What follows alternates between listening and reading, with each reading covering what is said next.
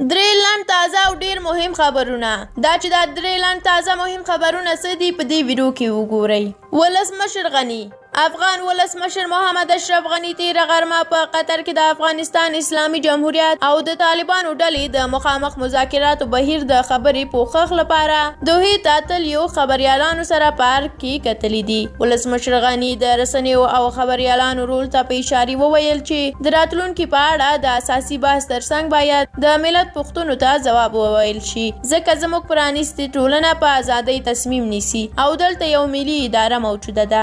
ولسمشر غني زیاته کړې ده چې هیڅ قوت د نظام ماهیت او د اساسي قانون لومړی او دویم څپر کې نشي بدلولی او د جمهوریت غېږه ډیره پراخه ده. هغه زیاته کړه چې د ټکر مخنیوی هم زموږ موخه ده او هم یې ظرفیت لرو. نوموړي د طالبانو په اړه ویلي دي چې طالبان باید په دې پوه شي چې له کوم خاص ګروپ نه بلکې ټولنې سره یې سروکار دی او نړۍ دې هم دا درک کړي هغه خطر چې دوی افغانستان ته راوړل لا هم نه دی دفع شوی. طالبان نېشنل انټرست نشري په خپل وروستي مطلب کې لیکلي دي چې دوحه کې د طالبانو او امریکا ترمنځ د سولې خبرې او تړون تش په نوم او بې معنا و، ځکه په افغانستان کې د جګړې له کمېدو سره هیڅ راز مرسته ونه کړه. نشریه کاږي د دې تړون تر شا د امریکا جمهوریت رئیس خپل شخصي او اقتصادي اهداف درلودل چې ځینې ته یې رسیدلی هم دی. د سرچینې په خبره ټرمپ یوازې غواړي چې د افغان جګړې کلنی 50 میلیارډ ډالر لګښت له خپلو اوږو لرې کړي او ترڅنګ یې خپله هغه ژمنه پوره کړي چې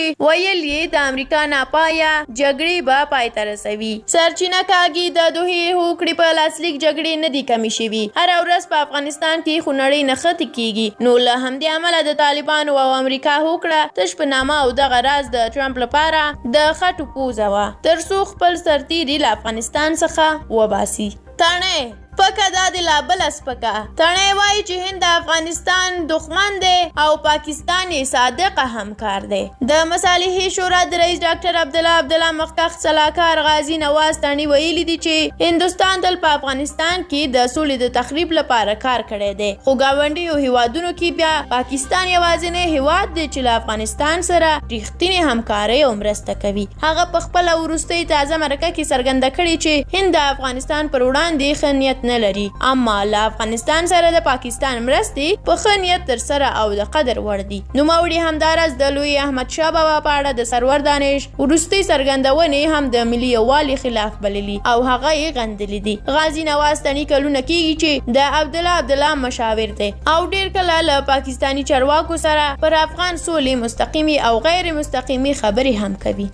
له تاسو ډیره زیاته مننه چې ویډیو م تر اخره ولیدله. که د تڼۍ د څرګندونو په اړه کوم نظر لرئ زموږ کومنټ ستاسو په خدمت کې دی. کومنټ کې زموږ سره شریکولی شئ او زموږ یوټیوب چینل هم در سره ضرور سبسکرایب کړئ. تر بیا او بلې ویډیو الله مو مل شه. د خدای په امان.